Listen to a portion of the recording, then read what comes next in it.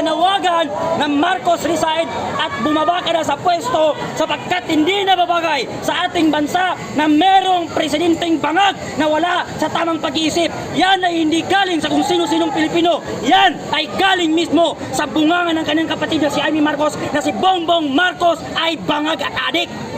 Kung pagbibigyan ng pagkakataon, makababasa pa si Pangulo, sino yung sa tingin mong ipapalit? Ang dapat natin ipalit, walang iba kung hindi si VP Sara. Automatic yan, si VP Sara ang pumapalit sa kanya. At yan ay ayaw ng mga dilawan na mangyari na si VP Sara ang maupo na presidente, pero hindi nila alam na sila ang gumawa sa batas na yan na pag lumawa ang isang presidente ay ang vice president ang susunod. Tapos ngayon, ipagsisigawan ng makakaliwan na pati si Sara ay mag-resign. Bakit? Alam nila na mapuputol ang mga sungay nila pag si VP Sara na po, wala ni isa na ang pwedeng mangungurakot. Si Secretary John Vic Remulla mula sa DILG, ano yung mensahe niyo sa kanya kung gusto niya makipag-usap ng harapan? Kung gusto mo makipag-usap, John Vic Remulla ng harapan sa taong bayan, bumaba ka dyan sa pwesto at explain mo sa taong bayan na ang amo mong bangag ay hindi bangag. At hindi maniniwala ang taong bayan dyan, John Vic Remulla. Kung hindi siya magpapadrug test, kailangan yung magpadrug test, hindi lang ang amo mo kung hindi pati ikaw. Pumuputi na ang buhok mo, wala ka pa rin utak. So gusto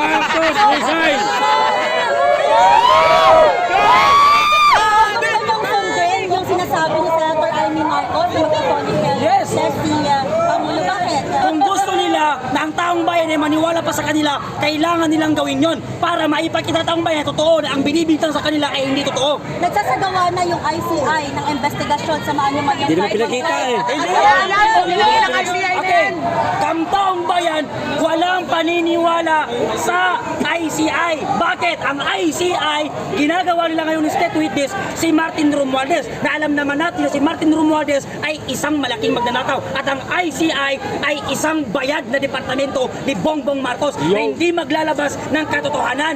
Naniniwala ba kayo na hanggang Pasko meron pang makukulong, madadagdagan pa? Sunod-sunod na yan! Sunod-sunod na yan at ang pangarap ng taong bayan ay si Bongbong Marcos ang makukulong pati si John Vic Remulla. So sila ba yung sinasabi ng malaking isda? Yes, si Bongbong Marcos ay isang malaking balye ng pating. Napakalaki ng mga sungay. Siya yung tulo-tulo ng mga pagdalako sa ating bansa.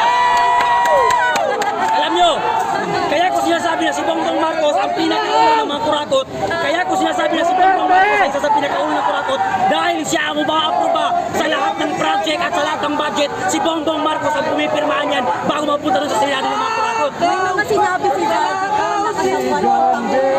Dapat paniwalaan ng Yes, taong bayan. dapat nating paniwalaan dahil si Jaldi ko ay isa sa mga kurakot at nagdako sa kutabera ng bayan. Ngayon, si Jaldi ko lamang ang makakapagturo kung sino ang mga kasabwat at sino ang leader nila sa mga pagdanakaw. At tinuro niya mismo doon, si Bongbong Marcos ay sangkot sa pagdanakaw sa ating pera. So yung panawagan nyo ngayon, bumabasa ko sa Yes, lahat. Yan ang panawagan namin. Kung hindi makapal ang pagmumukha mo, Bongbong Marcos, bumaba ka na sa pwesto dahil buong sambayan ng Pilipino ang nagsisigaw ng Marcos resign, kaya dapat ka na bumaba sa pwesto mo. Yan, kung gusto mo na mahal mo ang taong bayan at mapaganda ang ating bansa, mas mainam na bumaba ka sa pwesto para maging peaceful ang ating bansa. Dahil nakakaya sa lahat ng mga Pilipino at nakakaya sa ibang bansa na ang ating bansa ngayon ay kurakot at ang namumuno sa atin ay wala sa tamang pag-iisip. ito pong ano nyo, ginagawang rally, protest rally dito sa Recto. Masusundan pa ba ito? Yes, masusundan to hanggat hindi bumababa at napapakulong ang mga politikong sangkot sa anomalya. Pero hindi naman magagaya na nangyari sa September 21 protest rally na nagkaroon ng komunista So, yun eh. hindi natin yun gagayahin, pero hindi natin sila mapipigilan kung kaya gagawin nila yun dahil sa tagal-tagal ng panawagan natin na bigyan ng hustisya at karapatan at maikulong, mapanagot ang mga politiko. Hanggang ngayon wala pa rin kami nakikita. Kaya kung meron man sa mga grupo o political organization ang gumawa pa nun, hindi namin masisisi dahil yun ay galit nila at dapat lamang yan sa mga politikong magnanakaw.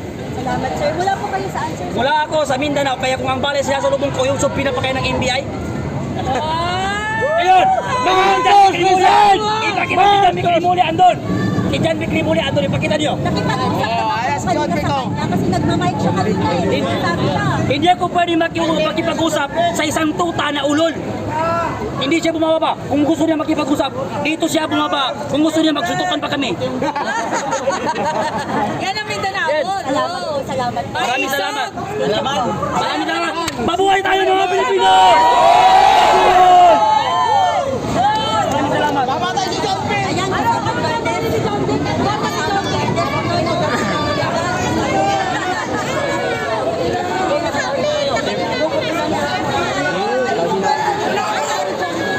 John Vic Bisot! Kiko Matos eh. Ha? Kiko Matos. Asan? Ayan, nandito pala si Kiko. So, yan. Ay, si Kiko, si Kiko. Ayan na, papabala!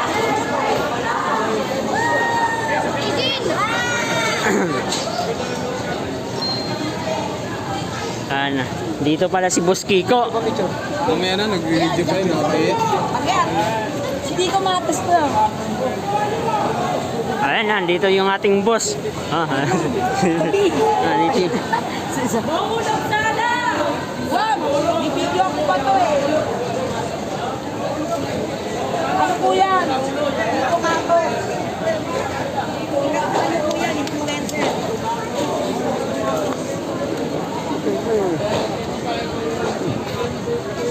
John Vic Bisot. Ayan na, si Kiko Matos, mga kababayan, ay nandito na rin. So, tapos na yung programa, pero talagang madami pa ho nandito. Kasi kahit hindi rin sa ganun kalaking rally katulad ng September 21, mapapansin nyo, ayan, ito lang. Ang tanong, nagsasawa na ba ang mga tao kung parang paglaban ko may paglaban? Totoo naman eh, ang tagal na natin ito ginagawa, pero parang hindi tayo pinapakinggan. Anong masasabi nyo?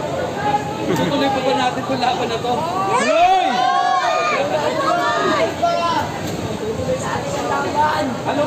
Ano bang sinisigaw nyo? Marcos Rizal! Marcos resign!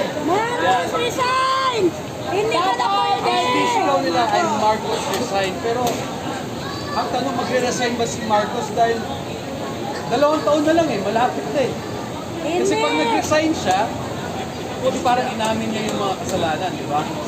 Pero ewan ko, Delikadesa na, delikadesa.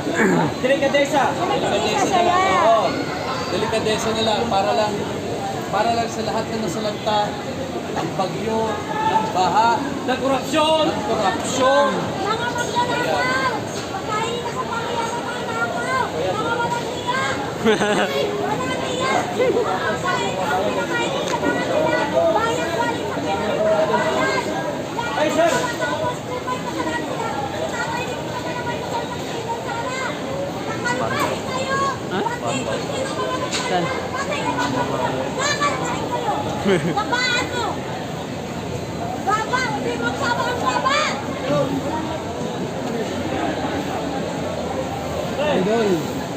DDS pa, DDS. DDS. Tao lang po. Concerned citizens. Ayan. Pero, DDS. Ha? DDS. Tao lang po. Okay.